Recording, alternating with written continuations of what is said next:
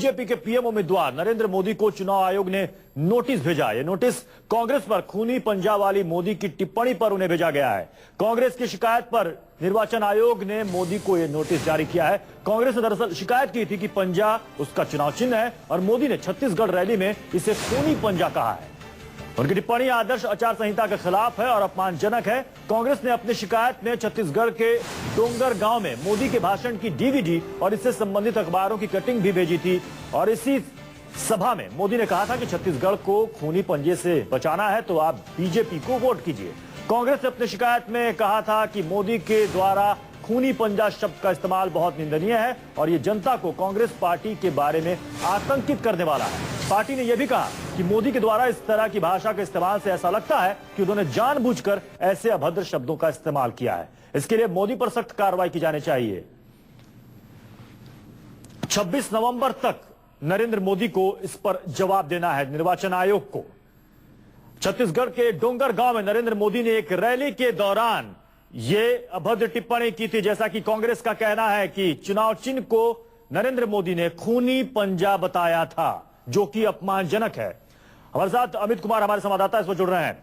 अमित, 26 नवंबर तक नरेंद्र मोदी से जवाब मांगा गया है। कितनी बड़ी मुश्किल में घिरते नजर आ रहे हैं मोदी?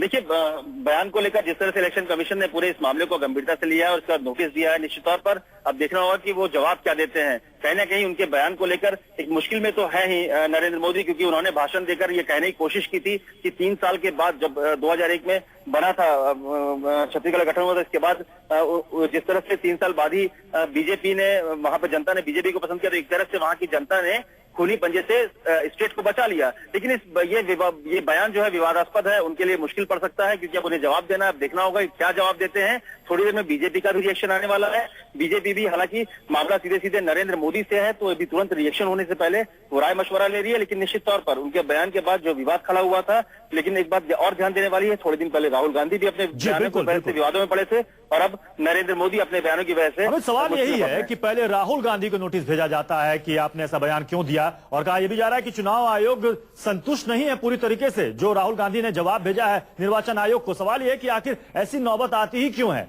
क्यों नहीं नेता संयमित शब्दों का इस्तेमाल करते हैं, या फिर जब वो टिप्पणी करते हैं या भाषण देते हैं तो क्यों नहीं इसका ख्याल रखते हैं?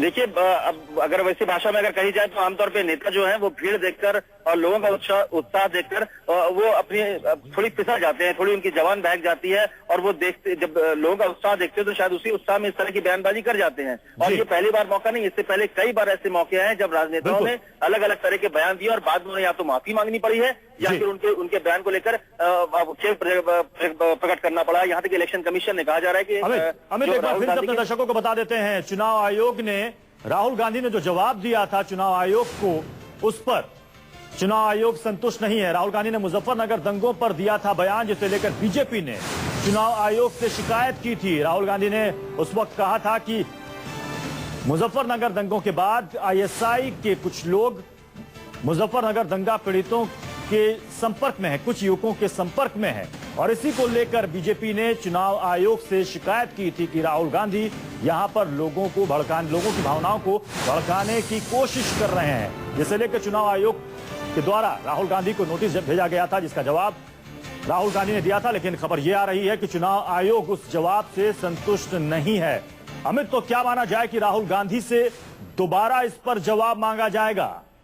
देखिए, उन्होंने ये कहा कि संभल कर बोलना चाहिए जो जिस तरह के बयान दिए हैं। लेकिन आप अगर देखिए पहले का भी इतिहास देखिए तो इलेक्शन कमीशन की तरफ से बहुत ज्यादा इलेक्शन कमीशन कुछ कर नहीं पाता है। उसके पास कोई ऐसे अधिकार नहीं है जिसके तहत वो किसी नेता के खिलाफ कोई कड़ी से कड़ी कार्रवाई की जाए। आपने यहाँ तक देखा होगा कि राहुल गांधी ने एक जहरीला भाषण दिया था, सॉरी माफ कीजिएगा, वरुण गांधी ने उत्तर प्रदेश चुनाव के दौरान जहरीला भाषण दिया था, लेकिन इसके बावजूद कुछ नहीं कर पाई थी। हालांकि उत्तर प्रदेश सरकार ने बात पर रासुका लगाया था और उन्हें जेल तक जाना पड़ा था। लेकिन इलेक्शन कमीशन अक्सर इस तरह की चीजें होती है, बाद में उनका क्लेरिफिकेशन आता है, वो एक्सप्लेनेशन को नेता देते हैं और इसके बाद वो मामला कहीं ना कहीं रफा दफा हो जाता है। भले ही अभी संतुष्ट नहीं हो, लेकिन कहीं ये इलेक्शन कमीशन ने कहा है कि बयानबाजी संभल कर देनी चाहिए। लेकिन इस तरह की बयानबाजी नेताओं की आम होती है। निर्वाचन आयोग ने जो कहा है कि संभल कर बयान देना चाहिए, इसका कितना ख्याल करते हैं ये तमाम नेता?